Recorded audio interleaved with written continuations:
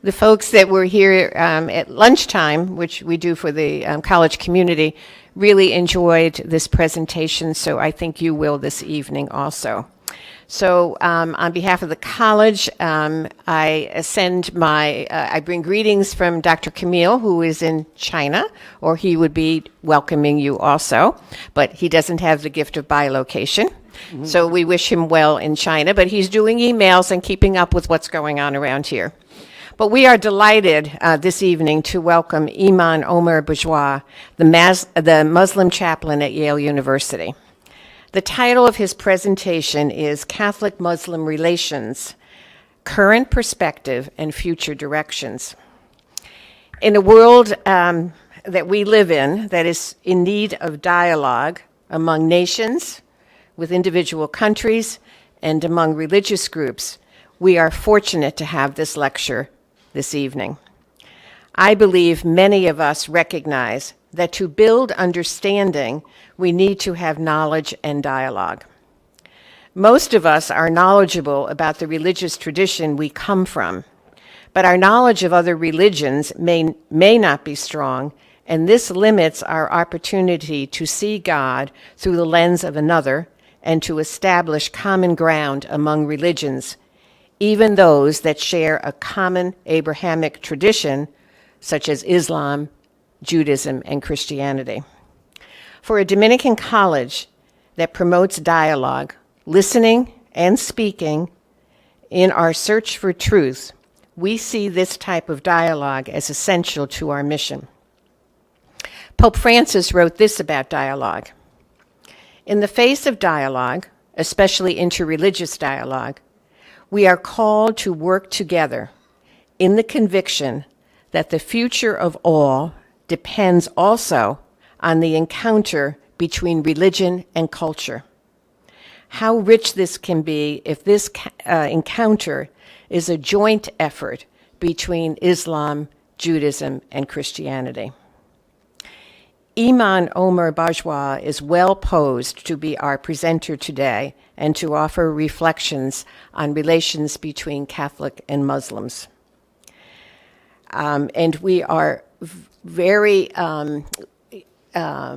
poised to listen to what is the reality, what is the current perspective, and also what are some possibilities going forward. Currently, Imam Bajwa serves as the Director of Muslim Life in the Chaplain's Office at Yale University. Because of his commitment to the study of Islam in the United States, and also to interreligious engagement and Islam as seen through global media, he regularly lectures on these topics at other campuses, in religious congregations, and communities across the U.S. and beyond. When he leaves us this evening, and he will leave us at the end of our time together, he is driving to Fairfield University to meet with the Muslim student group there. He's a very busy person. Imam Bajwa earned his MA degree in Near Eastern Studies with a specialization in Islamic Studies and an MS in Communications, both from Cornell University, and a graduate certificate in Islamic chaplaincy from Hartford Seminary, a place I enjoyed attending when I was on sabbatical because of the richness of the faculty interreligious dialogue and also the many students from different countries and different religious traditions. It was an enriching experience. I also hear that Imam Bajwa and his family enjoy exploring the local area for the best desserts. So I welcome Imam Bajwa, and I know you're going to enjoy his presentation. Welcome. Thank you.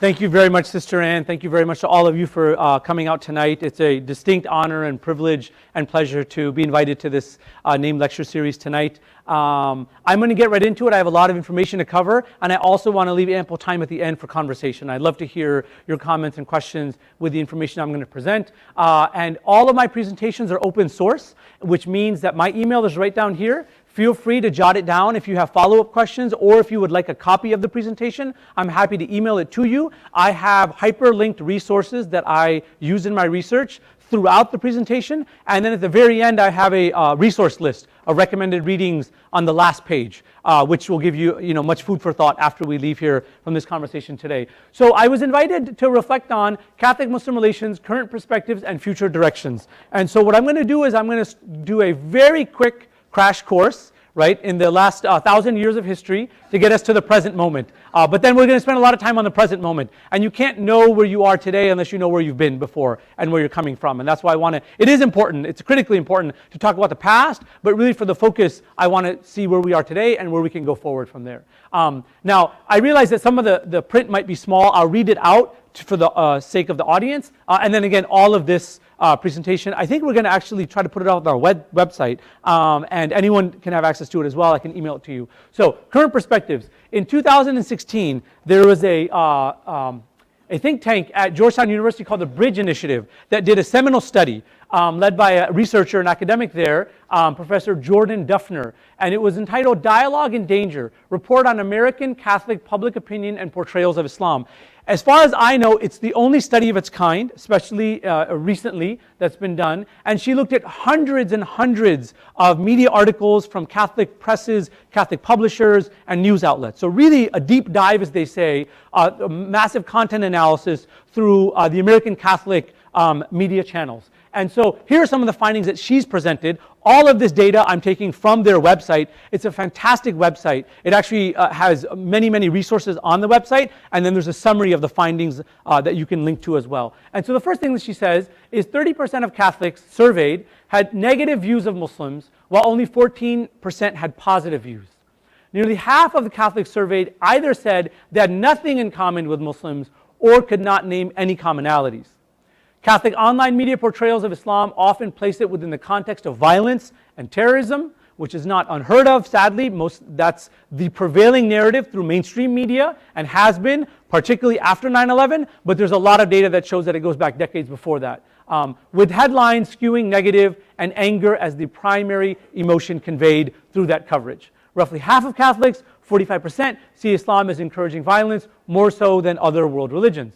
And I'll pause there. So this is really important, and this is not in any way, I'm not here, I think what the takeaway that I want to leave for this portion of the slide is, we are all, in our respective communities, and as Americans, really called to be more critical consumers of any type of media that you're consuming. It doesn't matter whether you're on the left or you're on the right or you're in the middle. It's that we have to know what we're dealing with. The nature of media is that it's framed, that there are gatekeepers, that there are editorial decisions that are made from the right to the left and everywhere in between, with the way that content is produced and the way that content is conveyed. Right? And so critical consumer, and this goes to the mission of a liberal arts education very much, is that one learns the rules of logic. That how does one make an argument, how does one understand an argument, and how should one be equipped to deconstruct an argument when there's kind of specious things that are being thrown around, and facts are used, very loosely, etc. That one needs to be an intelligent reader.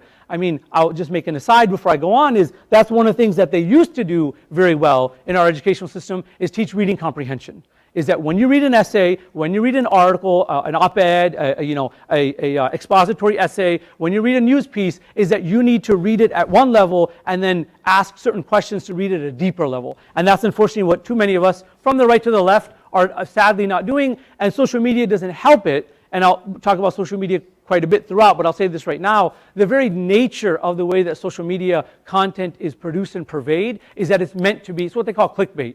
Right? You see a very sensational, a very juicy headline that you click on, and there's a lot more fluff than there is substance, and it's just these sensational images and words and buzzwords that pop out that people then sort of like, I use an example. I'm a foodie, as my introduction mentioned, and so there's different kinds of calories.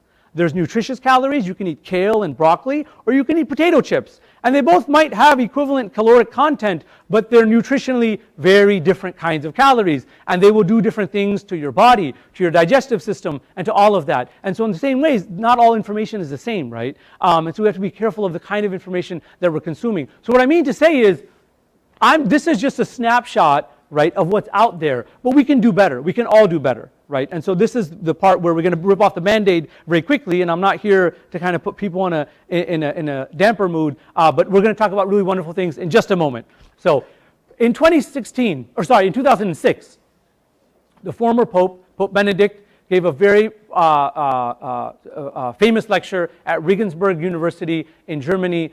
It was on September 12th, 2006. And it's all, I mean, the entire speech, the text is online. It's been recorded and covered quite a bit, in which he said that Islam is violent and, quote, evil and inhuman. And so one of the things that I'll say, and the point is not to go through a deep deconstruction of the comments, but is to say that the power and the impact of language that comes from prominent officials, right? Religious, political, cultural, media figures, is that words have impacts. And so one of the other things that I'll talk about now, and then I'm going to shift gears, moving on to the next slide quickly, is, you know, words create climates. And climates can be ripe for actions. That words create climates for actions. You can have positive, humanizing, nurturing, you know, empowering language. And this works at the human-to-human level when you have children and you have students and you have mentees and you have advisees, people that you're really trying to make a positive impact on their life. For example, this is an educational institution. And then dehumanizing, demoralizing, you know, desensitized, marginalizing language also has an impact. And that has a psychological, and then now research is showing a physiological impact. And this is at a one-on-one, a dyadic relationship between a speaker, you know, a sender and a receiver, if you break down a communication channel, right? And now I want you to imagine and amplify that by millions, right? That when prominent officials, political leaders, cultural leaders, religious leaders have platforms, have soapboxes, right, have channels to say certain things, it's not, you know, I got into a fight with my brother or my roommate or my spouse or my friend and we're working it out. The cascading effect of that is, you're an intelligent audience, you can fill in the blanks with this, is that much more powerful, right? And so what happened in the aftermath of that is that dozens of Muslim scholars and theologians and imams wrote letters to the Vatican, you know, pushing back and saying that, you know, we don't think this is accurate, there's some misinformation that's being purveyed out there, you know, we want to, you know, hold the people that wrote the speech to task, you know, and that where is this coming from, what's the value of this, etc., etc. Now, this happened in 2006, and there were, you know, a lot of public as well as a lot of intellectual protest to it. Now, in the subsequent 3 years, I want to be very fair, there's a timeline, and I linked to it on the last link of my presentation. You can see all of the interfaith engagement that Pope Benedict did afterward. He visited Turkey, he visited many Muslim countries, many global Muslim leaders and imams and mosques, etc. And there was a process of a dialogue, a conversation that was started, right, to moving towards rapprochement, moving towards a rebuilding of relationships. You know, to Pope Benedict's credit and to all of the thought leaders and religious leaders that he has around him, I want to name that, I want to acknowledge that. Now, where are we today? Today, sadly, we live amidst angry and debasing discourse that is heightening global tensions. You can look at that, you can read that at any level. And I invite you to read it at any level. You can look at that amongst political leaders, across countries, even internally, forget, you know, around the world, internally, the increasing partisan divide between the right and the left, and between different, you know, partisans, that it's angry, that people were losing the civility and the power of civil discourse and of having reasoned, nuanced, intellectual, but robust debate and discussion, right? It's debasing discourse, it's a scorched earth policy, it's about humiliating, it's about verbal violence against people online, in face-to-face, in town halls, and all of that. And so that's just happened. Now imagine that's what's happening in this country. I assume you're well aware of the political moment we inhabit in 2018, and now I want you to expand that around the world. And it's not unique to us. These are human problems. That's what I'm trying to get at. These are human weaknesses. These are human illnesses from my spiritual tradition. These are sick hearts that need to be healed, right? That hurt people. And I think that that's really important for us to understand, that this sense of acting out in violence is coming from some sort of wounding, either real or perceived. And so I do pastoral care with my community. This is what I was trained in, this is what I have 10 years of experience now, and I have a lot more still to learn, but to understand how do I engage with the heart in front of me and meet people where they are. And then if I'm a leader, I have that much more responsibility through my privilege and my platform to understand the needs of the people that I'm addressing and that are coming to me. And so And so now we have this on a global scale, right? The heightened the tensions, and I'm going to talk about this a little later as well, is that, we can't keep our head in the sand anymore. But we, as Christian and as Muslim leaders and lay people, need to model how Christians and Muslims can meet one another in dialogue, especially while providing a medium to cultivate greater understanding. And that's why I applaud, kudos to Sister Anne and all of the people that were involved with inviting me here today. It is a deep privilege and honor for me to be with you here today, because that I see this as an opportunity to do exactly that, to model the ideas of how to cultivating greater understanding. And I hope, and thank you very much to all of you for coming out today. Now, despite these theological divides, and I think it's important, we have to be honest, intellectually and spiritually honest with the differences that we have within our respective traditions, within Catholicism, and I understand that within Catholicism you have intra-community conversations and discussions and debates and divides, and as a Muslim, that we have our own internal nuanced conversations and fault lines and contours as well. But nonetheless, once you name the theological boundaries and divides, it's important to name them, because you have to know where you're coming from, and you have to know who you are. Despite that, my experience in the last 18 years that I've been doing this, since 2000, has been one of tremendous goodwill, of shared language and values in Christian-Muslim conversation and engagement. Both faith traditions, Christianity and Islam, and particularly Catholicism and Islam, believe in one God, share the values of peace, love of neighbor, service, and care for creation. And I'm going to unpack each one of these in just a moment. Now, before I get to that, I want to shift gears for just a moment. The Bible, in Arabic, is called the Injil.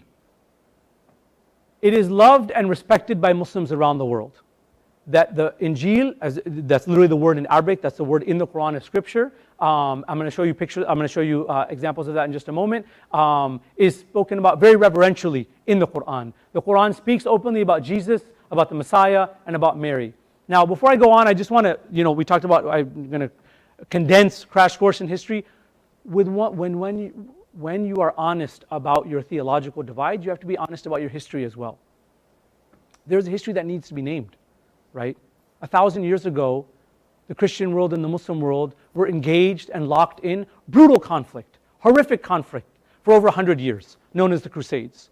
And there were imperial projects from Christian Europe into the Muslim Middle East, and back and forth and back and forth. They need to be named. And there's a long history that's been analyzed and studied at institutions like this, at institutions like my school, at Yale, and whatnot. But going forward, part of the point of intellectual scholarship and inquiry is to deconstruct conflict narratives. Because the problem is, if you're only getting a slice and you operate on the assumption or the worldview is that these are two communities and traditions that are locked in an eternal, epic, cosmic, grandiose conflict, then you're never going to escape that. You've locked yourself in your own conflict narrative. And you can wallow in that, and you will stay in that, and it will be a cesspool, and it will be like acid. It will corrode you, and it will corrode the one that you pull into that. And so what I'm offering is, we need to transcend that. Transcend the conflict narrative, and name the history of the Crusades and the aftermath of them. There's some lingering effects. Name the imperial projects, and then one has to then be, have the moral imagination, right, and the spiritual imagination to say, where do we go from here? That I want to actually move to some sort of empowerment and resolution with these conversations. So with that, I'm going to shift gears for a moment here. I want to talk about, because it's, based on the data that I was looking at with the Bridge Initiative, is that many, many Catholics know very, very little about Islam. And I understand. We live in a world where we need across the board, right, to increase religious literacy. There's a very famous professor at Harvard, researcher there named Stephen Prothero, and he wrote a fabulous book about 10, 12 years ago on the need for religious literacy across American education, across our cultural institutions and whatnot, is that we profess to be one of the most religious nations in the Western world, but with one of the lowest levels of religious literacy. Right, that our people say that based on survey research that they're exceptionally religious, they belong to their community and their parish and their congregation, but when it actually goes, it's very skin deep, right? It's very superficial understanding. There isn't depth to a religious literacy.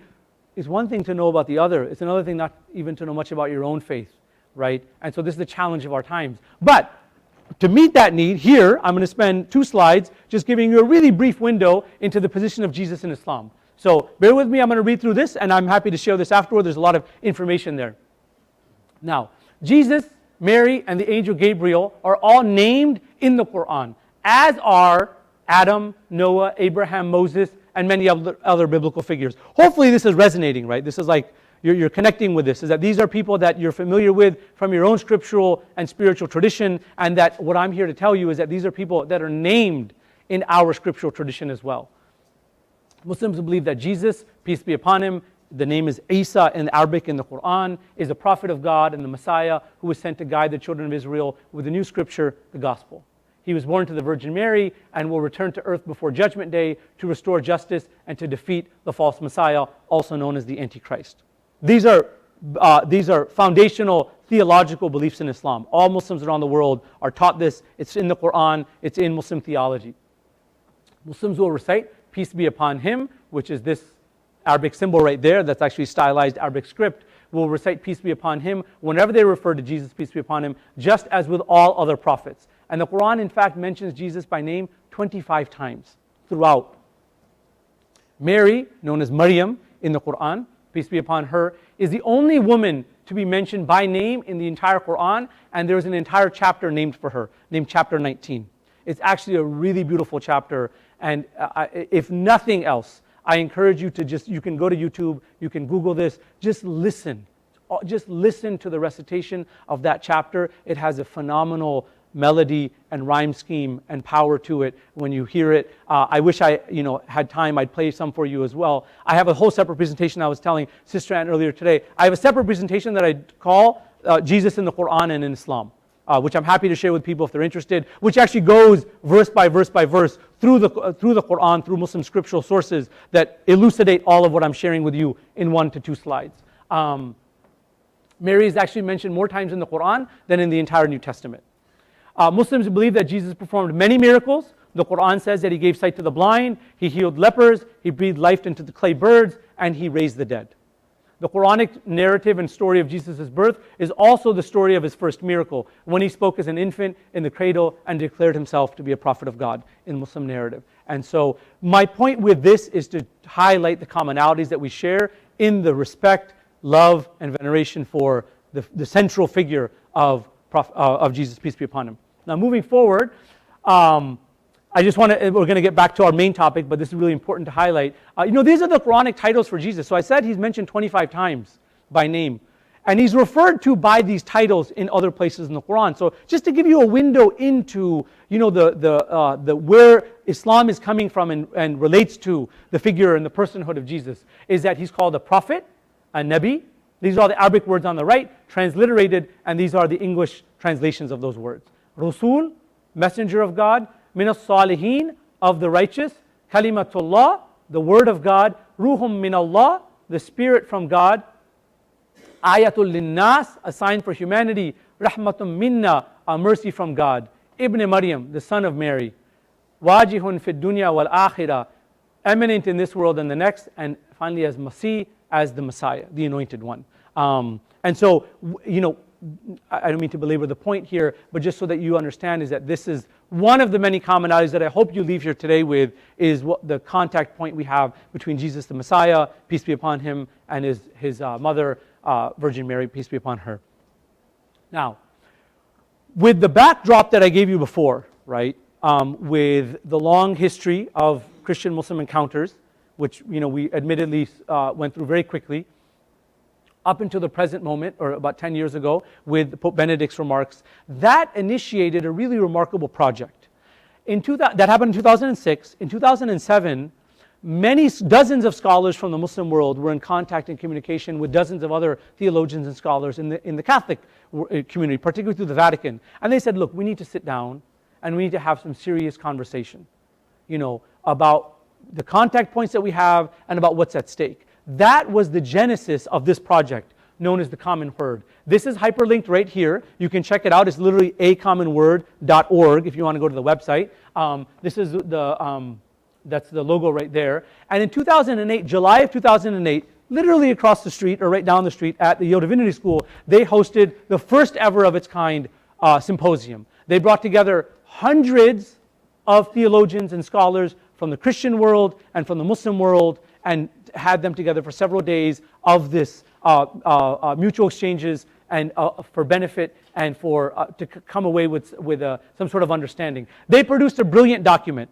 The document is freely available online. I picked these two quotes from A, from the beginning, and then B, from the ending of it, because I think they really in many ways encapsulate the power of what the document was trying to convey. The first is, the future of the world depends on peace between Muslims and Christians. This is from the document that they all agreed upon and was signed by thousands and thousands of these scholars. The future of the world depends on peace between Muslims and Christians. The basis for this peace and understanding already exists. It is part of the very foundational principles of both faiths, love of one God and love of the neighbor. And this is ultimately what the whole project hinges on. Can we agree, despite naming our theological differences and boundaries, which is important, can we agree on these two fundamental, foundational commandments in our traditions that we share? Love of the one God and love of the neighbor. And then the rest of the document is actually exhaustive scriptural citation from Christian sources and from Muslim sources, like literally dozens of pages and pages and pages of quotes of scripture that reinforce these two essential points. That if we can agree upon that, imagine where we can go forward from here. Now the ending of the document says, it's a call. Let us vie with each other only in righteousness and good works. Let us respect each other, be fair, just and kind to one another, and live in sincere peace, harmony, and mutual goodwill. And I think at so many levels, in some ways it's remarkable to think that, like, why hadn't this been produced before? But maybe it's the circumstances of the world, of the lives that we're all a part of our contemporary moment in history, of the reality we inhabit, that, it came out when it did, right? I mean, what seems so elementary, that the world's two greatest religions, which combined make up half of humanity, like literally half of the world's population is made up of Christians and Muslims. And if Christians and Muslims are able to move the conversation forward, to become peacemakers out of sincere goodwill, imagine at every level what that could do to the state of affairs. Politically, socially, economically, environmentally, religiously, and on and on and on. And so Christian and Muslim leaders should realize, and I'm saying this as someone who has a certain position in my community, is that I have a task, I have a responsibility, right? That this is calling me towards. To be just and kind to one another, to live in sincere peace, harmony, and mutual goodwill, and to be an ambassador for that, right? Muslim leaders should realize that their faiths are interconnected and aspire to be inclusive peace builders. Now I want to spend some time, we're going to move to the real contemporary moment on Pope Francis. And Pope Francis has lovingly been called the People's Pope. And I think this is sort of just acknowledged by the community. I'm not Catholic, but from my Catholic friends and colleagues, and from even now how mainstream media covers, the Pope, and how he's sort of referred to, a seemingly much beloved figure. Now, what I want to talk about this, and admittedly, I'm speaking as an outsider. I just want to put that as a disclaimer, because I understand, it's one thing to look at it from the outside, it's another thing to be within that community. And communities, they're like families, right? People have disagreements and internal conversations, and outsiders aren't privy to those conversations. But as an outsider, this is what we're looking into. That he's really captured the zeitgeist, of people wanting to move beyond theology to impactful action that produces positive changes. I am privileged beyond imagination to work and live at Yale. I live in the college. I live and work with some of this country's and the world's most dynamic, smart, ambitious, talented 18 to 22-year-olds, right? I have breakfast with them in the morning. I see them on their way to class. I have conversations with them, and I'm engaged with them throughout the day and throughout their lives and my life for the time that we spend together. And so I'm saying that to put it in context of the idea, the language, right, that we're talking about now in this moment of so many social upheavals and so many calls to social justice. It's about being woke, right? It's about real talk. It's about people talking about structural power and structural imbalances, right, between privilege and class and race and access and lack of access and whatnot. And so part of the pulse of that is that today's people are full of dynamic, youthful, vibrant energy. And a lot of them, to be very honest and very frank, they're just tired. They're just tired of all the talk and all of the partisan bickering, religiously, politically, socially, culturally, of people that will endlessly take each other down and have no positive results. It's literally a scorched earth battlefield. It's a war of attrition. It's not even a war of ideas anymore. War is a very violent metaphor, right? But it's a metaphor that our politicians themselves are using, right? And people are just, it doesn't matter, and I want to respect wherever political perspective you're coming from, whether it's an issue of gun control, whether an issue of immigration, whether an issue of bioethics, whatever it's issues of science and technology, whether it's issues of bioethics, across the board, right? People are looking to their elders, to the ones that have the reins, or that are driving the car, or that are steering the ship, choose whichever metaphor you want, that have inherited and inhabit these positions of power, and nothing's changing. How much has to be done before you're at the tipping point and you're at the edge of the abyss, right? On any of these issues. And so what they want, the pulse of, they call them millennials, now they talk about Generation Z, they're beyond theology, and you can substitute theology for political theory and political arguments, ideological arguments from the right and the left and all of that. People want change. They want impactful action. They say, you need to fix my life because I'm not inheriting the world that you're leaving behind, because it is an utter mess. I'm not even saying this in America because I'm very privileged. I travel and teach throughout the world. I've been in Europe and Asia and Southeast Asia. And so we're reaching, things are percolating, at such a point around the world, economically, politically, socially, and whatnot. And so it's in that moment, right? 2015, 2016, 2017, 2018, you're all fully aware of what's going on out there, that you have someone in the figure of, and the personage of Pope Francis that comes out. And it's like, people say, people talk the talk, but can you walk the walk? Right? And when they look at this, and so just a few days ago, Pope Francis released an apostolic pronouncement, and my apologies if I'm not understanding that properly, but gaudete et exsultate. Seeing and acting with mercy, that is holiness. Very powerful, very succinct, and very deep in terms of the way that it resonates.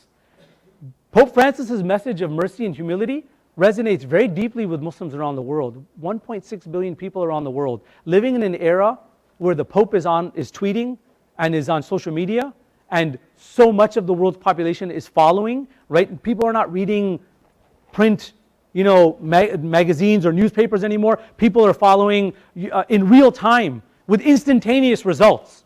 Social media, Facebook, Instagram, Twitter, etc., etc., etc. And so what one can say from a position and a platform of power has far-reaching effects. And so what happens is the message of mercy and humility particularly resonates with Muslims. Why? Because in the Muslim tradition, one of our foundational texts is called the Hadith of Mercy. Hadith is the Arabic word for prophetic narration. And in some schools of thought, the first lesson that you learn from your teacher when you're in seminary and training to become a religious leader is this right here. This is an authenticated narration and a statement of the Prophet Muhammad, peace and blessings be upon him, in which he said, people who show mercy to others will be shown mercy by the All-Merciful. The All-Merciful is one of the names of God. Be merciful to those on earth, and the one in the heavens will be merciful to you. This is a foundational teaching in Islam. And so when the Pope, talks the talk and walks the walk about mercy and humility and compassion and service in the world, that's powerful. And so many Muslims feel a particular spiritual connection with Pope Francis and what he represents. Because many of them may not know Catholics or live in communities where they have Catholic neighbors or Catholic colleagues or Catholic co-workers, but this is the world we live in right now. As I keep saying, you can have someone that the value of those words and deeds has such a resonance, has such an impactful cascading effect, that it can really shift the mindset, right? And the attitudes and opinions that Muslims that don't know Catholics or aren't well versed in Catholic history or Catholic theology, and they say, that's your leader? That's impressive. Now moving on, I'm sure 3 pictures here I want to spend a moment talking about. Pope Francis in his Maundy Thursday homily several years ago talked about this. He said, all of us together, Muslims, Hindus, Catholics, Copts, evangelical brothers and sisters, are children of the same God. We want to live in peace and live integrated lives. So this is a very famous picture of the Pope washing the feet of 12 individuals. 4 of them here were Muslim migrants and asylum seekers and refugees. I just want you to imagine the resonance and the power of that. Just that one image on how that was like viewed by millions of people. Now, I'm not Catholic, but when I look at this and when I've witnessed this, the humility of that action, as I understand it, of what Jesus did with his disciples, with the apostles. The humility that action in the message and the actions that we have from Jesus and how that's resonated and is continued is, it is tear-inducing. I look at that, as a prophet of God who's inspired, to godliness, to godly behavior, and the fact that the tradition is still continued down, and then not only the one doing it, but the one to whom it's offered. And what does that say? It's breathtaking in many ways. Now, this is Pope Francis's visit to the United Kingdom. He met with, there's a very large Muslim community there are tens of millions of Muslims in Europe. There's several million in the UK, and the Pope met with a variety of Muslim leaders from the British Muslim leaders, and has had several ongoing exchanges and conversations. And so, gestures like this of one literally of embracing and of holding hands, and what that says, not even at a theological level, at a very human level. And then here the Pope visited New York City several years ago when he came to visit the UN and speak. And this was a very prominent Jewish rabbi, who I don't know his name, but this person on the right is a very close friend and colleague of mine, Imam Khalid Latif, who is the Muslim chaplain at New York University. I've known Imam Khalid for many, many years. We're childhood friends. He's an extraordinary person who just does phenomenal work on interfaith engagement, in addition to everything else that he does. And it was an honor for him to be invited to literally be in an interfaith program with Pope Francis. But what this says is, just so you know, Imam Khalid is someone that is beloved as a young imam by millions of American Muslims across the world.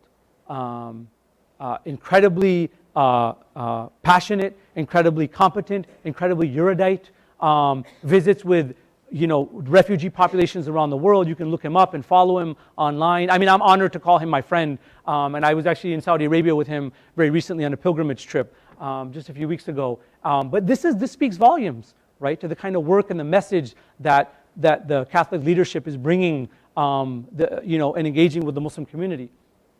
Now, moving on, Catholic-Muslim connections today. I talked about shared language. I want to spend a moment talking a little bit more about the idea of shared language. Because, the takeaway for today, and your community better than I do,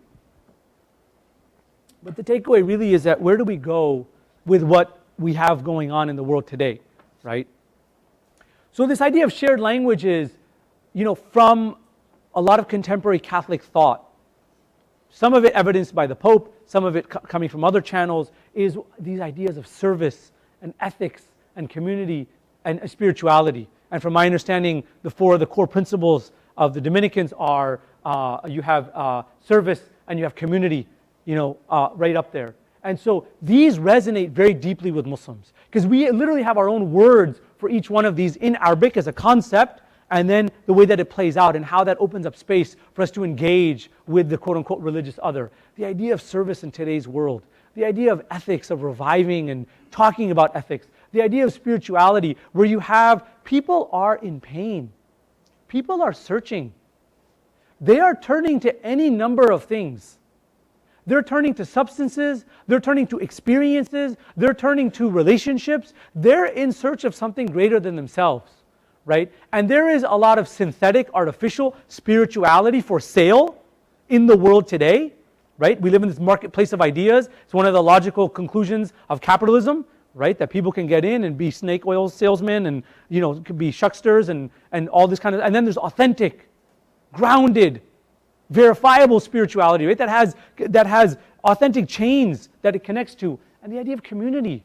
We live these atomized lives, right? I think I have 2,000, 3,000 friends on Facebook and people that follow me on Instagram. But how many of them are really my friends? How many of those people in the middle of the night, if I was in a crisis or someone that I loved was in a crisis and I cared about, how many of them would actually show up?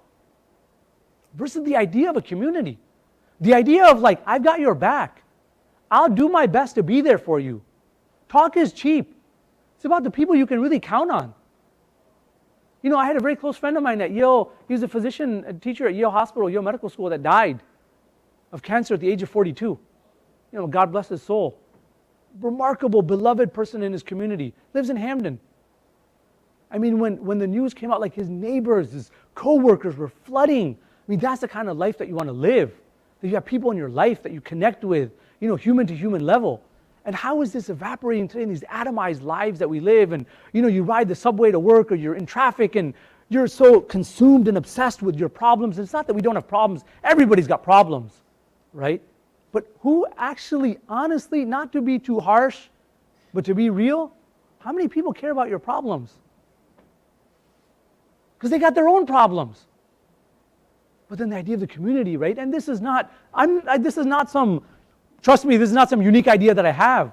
And we have proverbs through ancient cultures, the idea of what it takes to have a village to raise, the vibrant, energetic youth that are going to inherit, what you leave behind, and are the ones that are going to take care of you when you're old. And the idea is that that's a community, that you need to living, breathing human beings, hearts and minds and souls that are interconnected. And so you know better than I do, right, the challenges that we're facing now. Now, I love this quote from Cardinal Joseph Bernardin.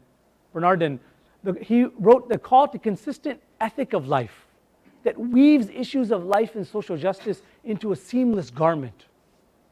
Is that when we live, embodying these virtues of service and ethics and spirituality and community, is that it literally becomes a seamless garment. It's not a compartmentalized part of your life. It's who you are, right? In the Muslim tradition, one of the highest spiritual stations that you can achieve is the rank of Siddiq. Siddiq means an honest person. And this is actually in the spiritual hierarchy in Islam, this is under the rank of the prophets of God. And when I love this, when you read it and you unpack it, one of the hallmarks or the qualities of an honest person is that they're the same on the outside as they are on the inside. Right? That's integrity. That what you see is what you get. And at some level, we all wear masks. But can you, close the distance between hearts to be there in someone's life and just like, this is who I am, right? And that I'm there to connect with you as you are. And so, the language is very powerful. I was an English major as an undergraduate, so I really appreciate, erudite language.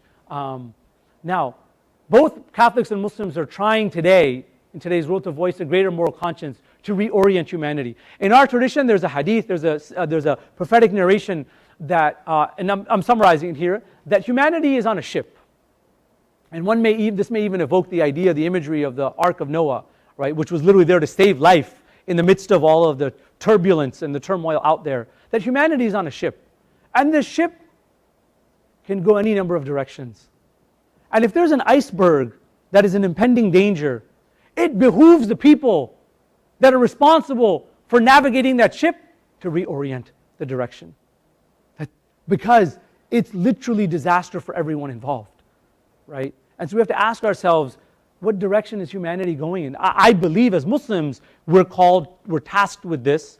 And in my conversations with Catholics is that there's a deep tradition of this as well, of this idea of being a voice in moral conscience. Muslims feel very comfortable with Catholics, especially over our shared concern for the idea of tradition, capital T. It's grounded with texts, with spiritual analysis, with an idea of a liturgy, with spiritual disciplines, etc., etc. And so the idea in today, in a traditionless world, right, there's an abiding respect between theologians, especially for respecting, reviving, and exploring tradition in an increasingly traditionless world. We live in a world where tradition is like just evaporating or being dismantled in front of our eyes. And one may argue that that's not a positive thing per se, right? One needs to re-examine, one needs to re-explore, right? Depending on the circumstances that they live in, right? In 2018 or wherever, you have a healthy respect for it, you explore it and you revive it, that you keep it a part of your tradition, part of your community that we talked about. And so then it asks, I think the Catholic-Muslim encounter asks, not just what do you think of God or religion, but how do you think of God and religion? I was an English major, as I mentioned, and I love, the notion of the humanities as explored through a liberal arts education. That we talk about the 7 liberal arts: grammar, rhetoric, and logic, mathematics, music, etc.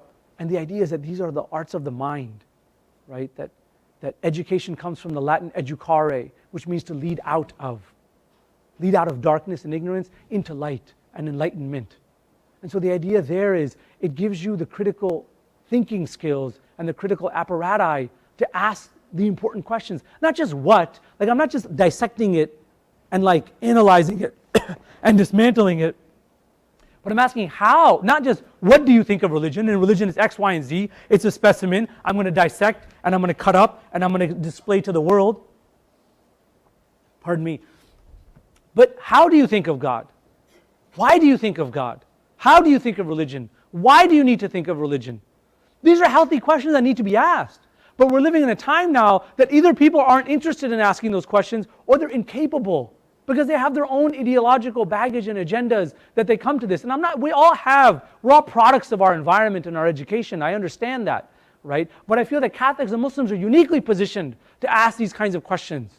Well, there's a lot of people today that I hate to say, going back to what we talked about before, one is religious illiteracy, and the second is apathy. They just don't care. They don't understand that these are things that have deep resonances and meanings in the lives of millions and millions of people. So they can make totally dismissive statements upon entire communities of people, of believers, right? You can read between the lines and, I'm talking about this, that, we have, incredibly strident, and I would argue fundamentalist, atheistic voices out there that want to rid the world of religion. And so the idea here is, we need to know our own tradition to be in conversation with other people that have a tradition, to then be in conversation with people that are coming from a different perspective. Now, moving forward in future directions, Muslims believe in religious leadership that exemplifies 3 things: integrity, competence, and relevance. My experience in my conversations with Catholic interlocutors is that Catholic leadership is wonderful at having integrity, competence, and relevance. And the common word is an example of that. I'm sure there are many other examples out there. Muslims appreciate Pope Francis' struggle to find the right language in today's vexing social, economic, and ethical issues. Pope Francis may have done less formal interfaith, and this is one of the criticisms that I've read, or the critiques rather, that I've read of Pope Benedict versus Pope Francis. Pope Benedict was said to be much more, theologically minded. He had much more intensive theological conversations with his interlocutors. But the Pope Francis is doing practical interfaith work, right? One of my Christian friends said that there's three ways to pray. You pray with your mind, with your heart, and your feet. You pray with your mind. This is the life of the mind, right? The theologian, the scholar. You delve deep. You pray with the heart, and this is your spiritual life, that which revives your soul. And then you pray with your feet, as in this is worship. You're in the world. You're a peacemaker. You're a bridge builder. You're one that's alleviating suffering of the destitute, of the abandoned, of the neglected, of the marginalized. That's praying with your feet. You're literally using your body that's a gift from God to make an impact and a change for the better in the world around you. I'm like, that's great. I got to use that in my sermon. This is good stuff. Now, this embodied moral conscience invites Muslim Catholic engagement around the big political questions and presents common ground going forward. And we're almost done. You've been an incredibly patient and attentive audience. This is just a snapshot of where we are today. In 2015, the Pope issued a fascinating encyclical on the environment. I was I read part of it. I was privileged to be invited to a conversation at the St. Thomas More Catholic Center at Yale, between the law school and the forestry school. Professors Mary Evelyn Tucker and John Grimm, who are here at Yale Divinity School, initiated that conversation. I was a Muslim respondent to the Pope's encyclical on the environment. And it was fascinating in the research that I did in my own tradition on environmental ethics and issues of sustainability, and how we really think of ecosystems, not just in very cut and dry scientific terms, but spiritual ecosystems as well. That if nothing else, we can all agree upon this is an impending disaster, right? The environmental crisis that we're facing. And to have a religious leader that's using their position and platform to say very intelligent, very thought-provoking words and ideas on this is actually extraordinary. From my reading of, for example, Pope Francis's message in the last several years, is he talks very clearly about the issues and the problems and dangers of poverty, of the widening disparities and inequalities between the rich and the poor, to the level that they're becoming obscene, of what the 1%, the wealth and power that the 1% controls and wields of world economies and resource consumption around the world. It should be, I should say, it should be sickening. And the Pope calls, for example, care for the migrant, care for the dispossessed, care for the displaced, as love of the stranger. And we're living in a world right now that much of the conversation politically in Europe is driven by this anxiety and this xenophobia about migrants and refugees. And while we're not as directly affected by that, although we are at some level, we have our own conversations that need to be had in really sincere, meaningful, and intellectually robust ways, not partisan, ideological ways, on what we're doing with our own issue of immigration, issues of immigration. Because these are thorny, multi-layered, nuanced, complex topics. And we want the best and brightest people that come with the most goodwill to be our problem solvers. I don't want shady, dubious, people like with ill intentions and other agendas to be solving the problems that are vexing the world and that are affecting all of us. The issues of bioethics, science is advancing at such rapid rates that we have within our traditions very clear mandates on the sanctity of life. And then we have multi-layered conversations on what that is, historically how it's been understood. But science is advancing in at such paces and such levels that our theologians and our scholars, and many, they are, I'm not saying that they're not, but that this is an ongoing conversation, that these are not black and white, cut and dry issues sometimes, is that they actually need a really, really sophisticated language around them. The idea of social disintegration, I talked earlier, not to belabor the point about the power of community.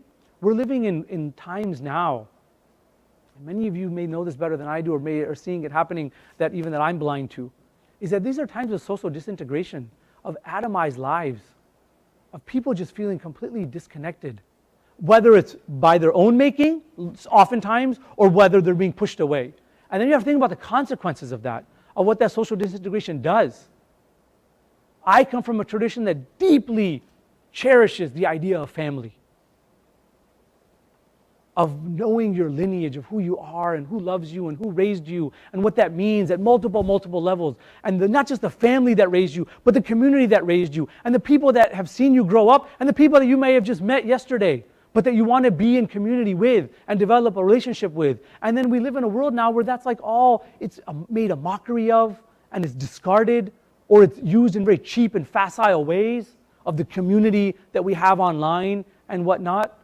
And I think it's really telling that you have a religious leader that is well read on the dangers that social media has, the psychological, the emotional dangers that it has on people's minds and hearts.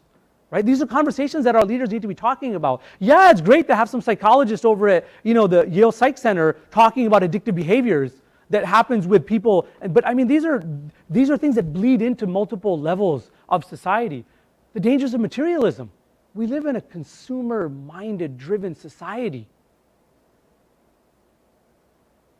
I don't believe our religions between Christianity and Islam calls us to be materialistic, mindless consumers of tech and food and clothing and cars and houses and all of the trappings of like what the successful life looks like, because you get some perverted view on television and magazines and images, and people get impacted by things on their heart that I would say that they're not even aware of subconsciously, right? And for example, you can look at this later, but for people that are familiar with Instagram, they did a study in England. They said that Instagram is the worst of all the forms of social media on people's self-esteem and people's self-image, and has the highest rates of anxiety and depression linked to it. Because people see these utterly beautiful, curated, fantastic lives, right, of what people are doing, and it's like, my life sucks. Like, I can never be that good looking, that rich, go to these really cool places, have these kinds of friends, have these kinds of experiences, and it's completely artificial, right? But these things, they impact people. I work with high school kids. Now in high school, they're talking about digital literacy, about understanding that that's not the real world, right? And all the attendant problems that come from that, from bullying and, calling out difference and all of that. And finally, of violence. You read the same headlines that I read. We live in a world of seemingly endless violence and cycles of violence that are going on around us. And so to have senior religious leaders that name it, that tackle these problems, that say that something needs to be done about this, you can't just sit back. Because when the forest is burning down, how far are you going to run? I'll just give you one example, because the issue right now is weighing heavily on my heart. If you look at what's going on in Syria right now, just a few days ago, there was a horrific chemical attack by Assad's forces. And I don't want to make this into a political debate, but these are facts that I just want to share with you. Dozens and dozens of men, women, and children. This is all the footage is out there. I mean, chemical weapons are, our government talks about a red line. And we have like incontrovertible evidence that chemical weapons are being used in front of our eyes. The Russians know about it, the Iranians know about it, the Europeans know about it, we know about it, the Saudis know about it. How many more players in the field do you need in this quagmire that's Syria? And it's because of the 6 years of that war. I want you to think about the aftermath and the ramifications. World War II lasted 6 years. Ask any historian, what was the most cataclysmic event of the 20th century? And they would tell you it was World War II. World War II redrew the economic, political map, cultural map of Europe and beyond in a way that defined the 20th century. And now scholars are saying, the devastation that's being wrought from Syria, ultimately it's about the human crisis, as it should be about the human crisis. Millions upon millions of people that are displaced, driven out from their country, and all the hundreds of thousands and millions that have been killed, right? What that's doing to destabilize the Middle East right now, that is the fire on the horizon that's coming towards us. In that, I want you to imagine the ramifications of that, politically, militarily, socially, economically, and you can go on and on and on. Like literally, as we speak, earlier today when I came here, our government is talking about launching cruise missiles, right, and talking tough on our adversaries and our political enemies in Syria. What might get done, what will get done, who knows? What I'm saying is that we live in a world of just increasingly horrific levels of violence. And I'm not saying religious leaders have the solutions or the access to the levers of power to make the difference, to change things, but they have a platform. They have a moral, ethical platform to talk about conscience and about human values that I think and they're wonderful ones that are doing it, and I think we need to promote that kind of work and have it resonate more deeply in our community. And I mean, that's a very heavy topic, and I know that I spent a good amount of time talking about it, but I mean, this is what's at stake. The last thing I want to say, and then I'm going to show you a quick clip and then we'll conclude, is that I've been talking a lot about the leadership that's been coming from the Catholic community, particularly from Pope Francis, which is extraordinary. I just want to leave you with, and I'm going to show you one last clip, the Marrakesh Declaration that was signed in 2016 in Marrakesh, Morocco. It was signed by the leading Muslim scholars from around the world that met in Morocco. And early on in the Prophet's migration to the city of Medina, he created what's called the Charter of Medina, or the Constitution of Medina, in which over 1,400 years ago, the Prophet Muhammad named, and it was a multi-cultural, multiracial, multi-religious society. And he named that religious minorities have rights in society. And so this declaration, you can read it, it's all translated in English as well as many other languages. It was originally written in Arabic. Champions defending the rights of religious minorities in predominantly Muslim countries. And I invite you to read it. I have the hyperlink there. In the interest of time, I'm going to move forward. What I want to leave you with is, has anyone heard of this film, The Sultan and the Saint? Just nod your head or raise your hand if you've heard of it a little bit. So The Sultan and the Saint, thank you very much. The Sultan and the Saint tells a story in the 13th century of St. Francis Assisi, who's a very well-known, from my understanding, Catholic saint, and the Sultan of Egypt, and an encounter that they had during the Fifth Crusade. And it was set, it's a true story, it takes place. There's actually a wonderful book written by Paul Moses called The Sultan and the Saint, and I have a reference to it in my recommended reading list at the end. He came to Yale many years ago, and it's a New York Times best-selling book. Fantastic read, and he gave a talk at the St. Thomas More Catholic Center, and I was, really appreciative. I went to the talk, and I was intrigued by it. And then, anyway, the point is that there was a director that heard about the project. I mean, knew of the story, but saw the book, read the book, and then got together Catholic scholars and Muslim scholars and said, "We need to tell the story," right? And so, what happens is, and it was produced. It was a fantastic project. It was produced and aired on PBS on December 26th, the day after Christmas, 2017. And this is an artistic rendering of what, because there's been a lot of, there's been written in both Muslim and Catholic sources about that meeting. So they made a film about it. That's what I'm saying. In the interest of time, I won't go into further detail. There is a fantastic website. It is it's worth your time exploring this website, thesultanandthesaintfilm.com. It's full of maps and timelines and historical documents, as well as educational resources for teachers, for professors, for religious communities and congregations and churches and mosques that want to use this as a launching point to have sustained and deeper Catholic-Muslim dialogue. I can't say enough amazing things about it. I wanted to gift a copy of the film to the Albertus Magnus campus community, and so I hope that you're able to benefit from it, from having a community viewing sometime. It's also being shown, by the way, at Trinity College on Sunday, April 22nd. There's been dozens of screenings all around the country. I have the details that I can share with anyone that wants later. But I just want to show you the trailer. It's a 2-minute trailer, and then we're going to conclude.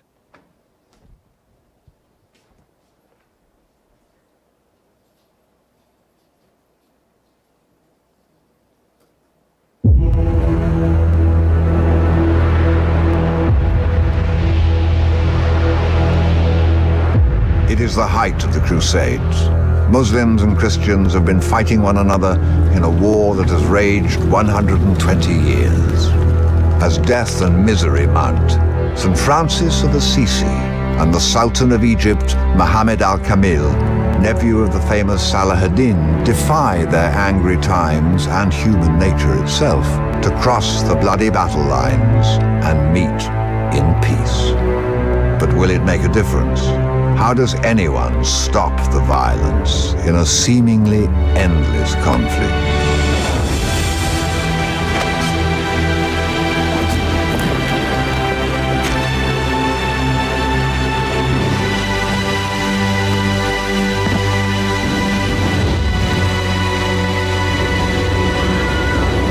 We are more than just our daily struggles.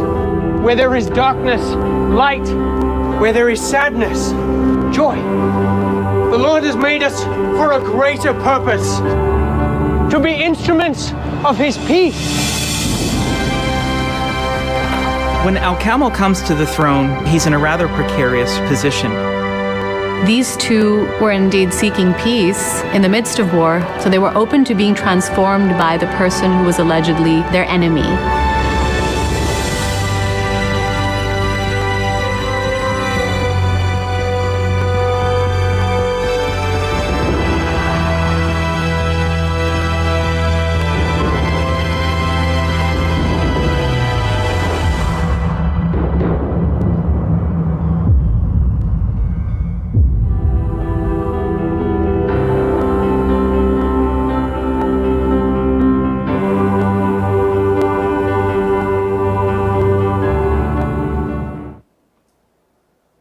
So I hope you all get a chance to see the film at some point. I look next year at Yale. I want to do a public screening as well. It's really an extraordinary story. The more you read about it, it's actually, Saint Francis Assisi loved animals. He loved the environment. He loved the poor and had a deep care for the poor. And because of his own horrific experiences in battle, he became anti-violent. Became a pacifist, and it was really this drive out of his religious convictions that he quite literally crossed enemy lines to go and meet the Sultan, and they had a series of conversations that have been recorded. So it's a story for our time, especially. Just going to move on to the final slide.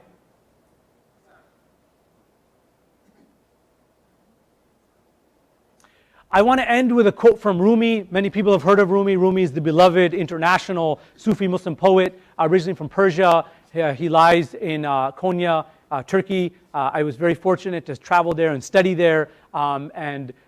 Rumi has so many profound messages that are really speak across the ages, so to speak. The one that I wanted to share that resonates with me, particularly in the work that we do in our interreligious dialogue and multi-faith engagement, is this one here. Rumi says, "Be a lamp or a lifeboat or a ladder. Help someone's soul heal. Walk out of your house like a shepherd." And one of the things that really resonates with me is that in our tradition, the Prophet Muhammad was a shepherd before he became a prophet. And Jesus, peace be upon him, is described as a shepherd, both as a shepherd of humans. And I think that there's a really powerful imagery there that's not coincidental. I think that's what Rumi is getting at, is that the world, part of the responsibility and the burden of leadership is, not even the burden, but the responsibility and privilege of leadership is looking after those under your care and seeking their, what's best for them, right? Their safety, emotional, physical, spiritual, psychological safety, and to care for them and to tend to their needs. So thank you very much. You've been a fantastic audience.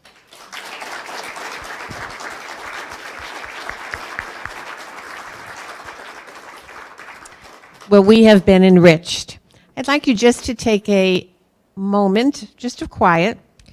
And is there anything you want to comment on that Imam Bajwa might respond to, or is there a question you have? So just take a minute of quiet, and then we'll open it up.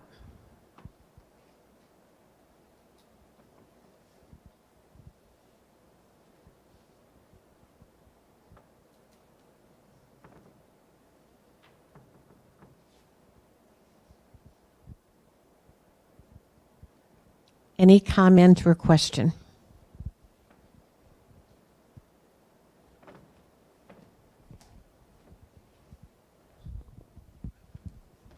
Omer, thank you. You're a welcome. gentleman. You're a very special man. Unfortunately, in America, we don't get a wonderful perspective, and what you've done is a wonderful door opener for us. Thank you. In the New Haven community. But, the face of American Muslims, Islam, we draw much of our conclusions from Louis Farrakhan. Mm-hmm. And you've mentioned that you have interfaith dialogue, as we do as Roman Catholics. Sure. Does your community, a man of compassion and grace, intellect, do you ever try to cross the lines and speak to someone like that? Because he's branding your faith in a very bad light, which you know. So that is my question. Thank you. And before you leave, would you give us an interfaith blessing? Okay. Sure, I'll do that at the end. Thank you very much. I really appreciate your question. There's two things that I would say is, I'm moved and humbled by your comments and your kind words. I'm simply the product of my teachers. I've been blessed to be around really extraordinary people, men and women that I'm really just a reflection of. And the reason I mention that is part of what they taught me is what I'm presenting is normative mainstream Islam. And why that's important to say is that there are serious conversations that have taken place on what Minister Louis Farrakhan represents is not normative mainstream Islam. And that's a much broader and a different conversation. But nonetheless, having said that, I just wanted to state that, is there are, in fact, some senior Muslim scholars and leaders in America that for years have been having ongoing conversations with Minister Farrakhan about his message, about his rhetoric and whatnot. I'm not privy to those conversations, but I know that they're taking place. And so what we see is, there's some people you can see an arc to their message and their trajectory, and there's others that it's static. So that's where we are. Thank you. While we wait for the next question, I just want to point out, so these are the many of the things that I referenced in my talk. I highly recommend all of these books.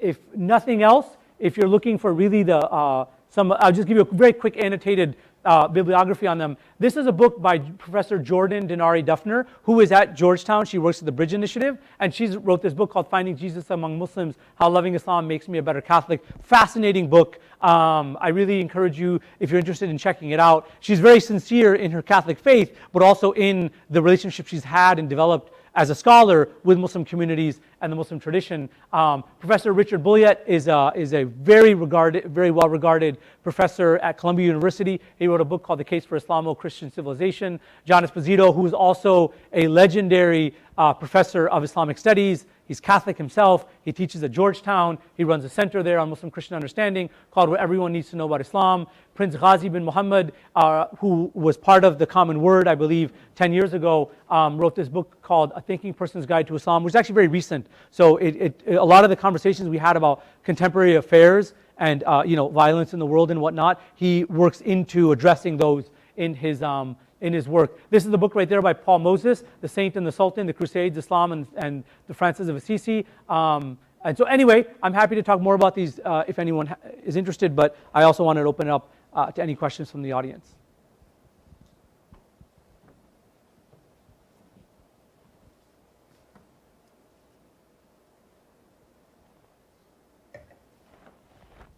I would love to put into practice all the wonderful things you've told us. I'm ashamed to admit I don't know any Muslims. How do I get in touch with a Muslim community or join them in some project we might have in common? Yeah, no, thank you. I really appreciate your honesty. What I would say is in the New Haven community that we have several mosques in the greater New Haven area between West Haven, between North Haven, and New Haven itself, as well as in Hamden. And so, you can take my contact information down and I can put you in touch with communities to visit. Oftentimes what I tell people, and you're more than welcome to come to our community at Yale, the Yale Muslim community, is that our Friday services are open to everyone. The majority of the sermon is in English, so it's accessible. We're very used to having guests, and we love having guests to come and visit. And so my point is that one of the first ways to kind of walk through the door is to just attend a Friday prayer service. And if you know someone from the community, it's even better because they can kind of facilitate things for your arrival. But just attend and to just experience yourself that this is you can, as an observer, look at a worship service, listen to what's being said, and just see the faces of the men, women, and children that are in that community that are, or people that are your neighbors and coworkers and people you see on the bus and in the grocery store and whatnot. And that begins the encounter, right? Begins the relationship, and that's where you go forward from there. So thank you for your initiative. Mm-hmm. We have time for one more comment or question. Oh, okay, sorry. Thank you so much for coming. I appreciate all your words. This question may be really a series of lectures, but can you say a few words about women, Muslim women in the United States? Sure. I mean, it's a huge question, right? Where does one begin with that? What I would say is, every religious community has certain stereotypes around it, right? And stereotypes come out of the observations that people have, right? But that aren't filled in with information. And so one of the major stereotypes about Muslims in America in particular is about the Muslim women. And so I really appreciate the question. It's a very honest question. And I would say that deserves a session unto itself, not by me particularly as a man. I think it's very important to hear from female voices. And I can put you in touch with female scholars, Muslim women scholars that can come and teach you. And it also deserves more of a presentation than me doing injustice to answering in 60 seconds to what is a really important and timely issue. Yeah, but thank you. I saw one more hand here, so. Okay. Yes, sir.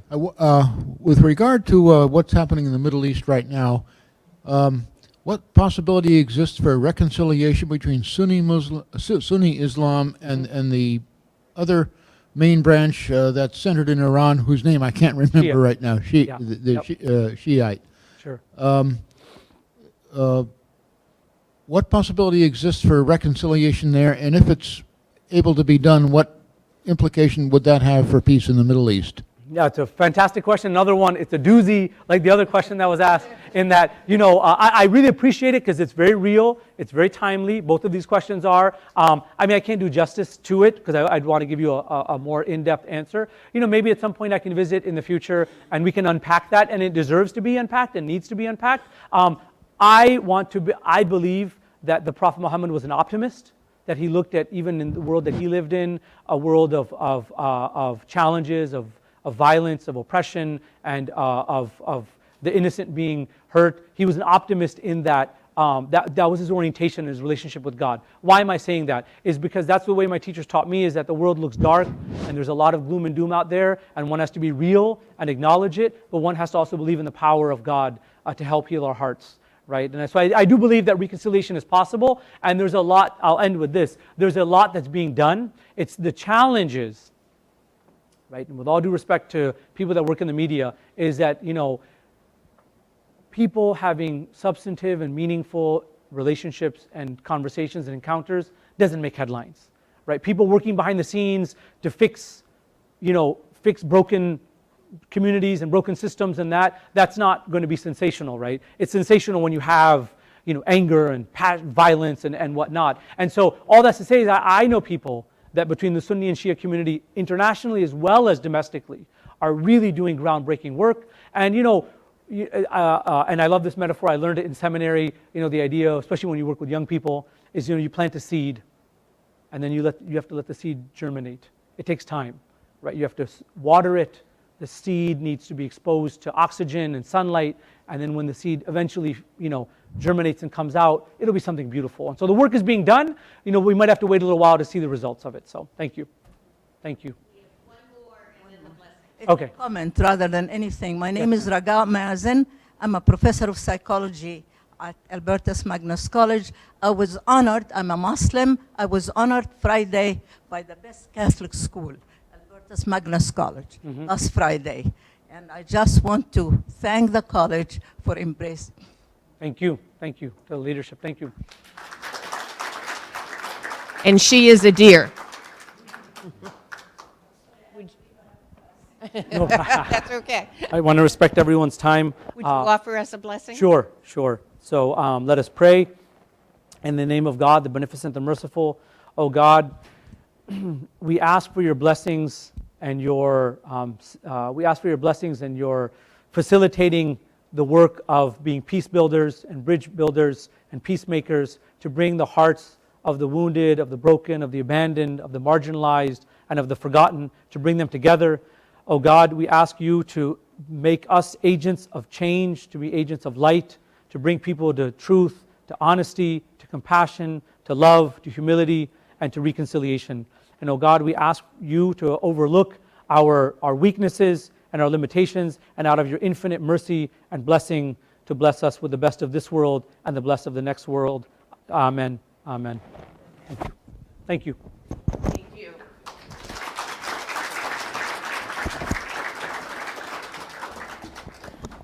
Iman, thank you so much for your insights in the current Catholic-Muslim relations and dialogue, and offering us insights into where we can be together and the future and the directions that we all need. Beginning in 2016, the Catholic bishops, responding to an uptick in violence against American Muslims and the need to foster public support for Islamic American communities, began regional dialogues involving Muslim and Christian scholars and religious leaders. While these dialogues have promoted valuable dialogue on the theological level, there is an urgency to engage all of us in advocacy, dialogue, policy development in support of the Muslim community. As the dialogues have attested at this point in our nation's history, we must all be concerned with listening to and standing with our Muslim brothers and sisters and work to change negative stereotypes surrounding Muslims in the media, which I think Imam Bajwa tried to point out to us. Iman has helped us to recognize this urgency for ourselves and for the future of our local communities and our nation, as well as our world. For all of these efforts, we are most grateful. Again, Pope Francis reminds us, religion is not part of the problem, but it is part of the solution. As religious leaders, institutions, we are called to denounce the violations against human dignity and against human rights, to limit the attempt to justify every form of hatred in the name of religion, and to condemn them as idolatrous falsifications of God, who is the God of peace. So let us all strive to remember the hope we heard this evening about what we can do together, and to always remember that it is the God of peace that we all celebrate. So I am going to give Imam Bajwa a little exit because he has to go to Fairfield, and then I have one announcement for all of us to listen to. So on behalf of all of us, again, thank you, and I know you have to be on the road for the next group. Thank you so much. We're very grateful.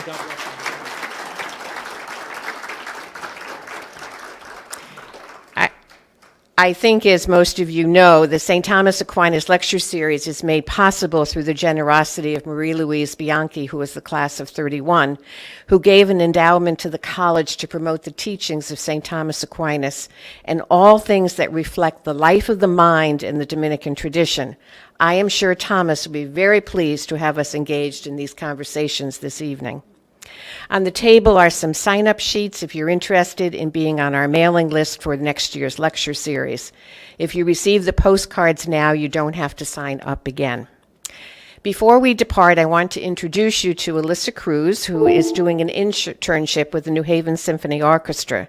She's going to tell you about an opportunity to attend a concert presented by the New Haven Symphony, which will benefit programs supported by Dominican ministries at the college, such as service projects, peace leadership skills, etc. So welcome Alyssa for her short little announcement.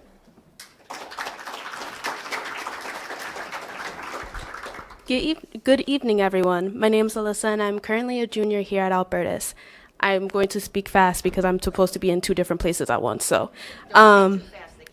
yes, of course. So I'm here to briefly discuss an upcoming event that will help fund the Office of Dominican Ministries. The Office of Dominican Ministries promotes the 4 pillars of the Dominican tradition, which are study, prayer, community, and service. Most recently, Sister Ann and Sister Joan were able to help financially with students for the alternative spring break Habitat for Humanity. The Office of Dominican Ministries provides many opportunities for students here at Albertus. So I believe that creating this partnership would lead to more help. Along with being a student here at Albertus, I am an intern at the New Haven Symphony Orchestra. My goal as a member of the symphony is to increase the amount of audience members at concerts. Through my positions as both a student and an intern, I have developed a way to boost audience numbers while giving back to Dominican ministries. Tomorrow, April 12th at 7:30 p.m., the New Haven Symphony Orchestra will be hosting Amato Conducts Symphony Fantastique at Wolsey Hall. The concert will be led by David Amato, one of the finalists in the search for the new music director. If you call the symphony and mention Dominican Ministries, the Office of Dominican Ministries will receive half of the proceeds of tickets sold. If you are interested in helping, there are flyers on the table up front with further details. I will also be around if you have any questions. I hope you enjoyed the lecture, and I hope you have a wonderful evening. Thank you for your time. Thank you, Alyssa. So anyhow, I hope that you will be able to take advantage, some of you at least, of this opportunity. And thank you for coming this evening. Thank you. Many of you have been here for all of our lectures this year. If you need a couple of cookies for the ride home, please take them, or lemonade. And hope to see you in the fall in November for the next lecture. Thank you very much.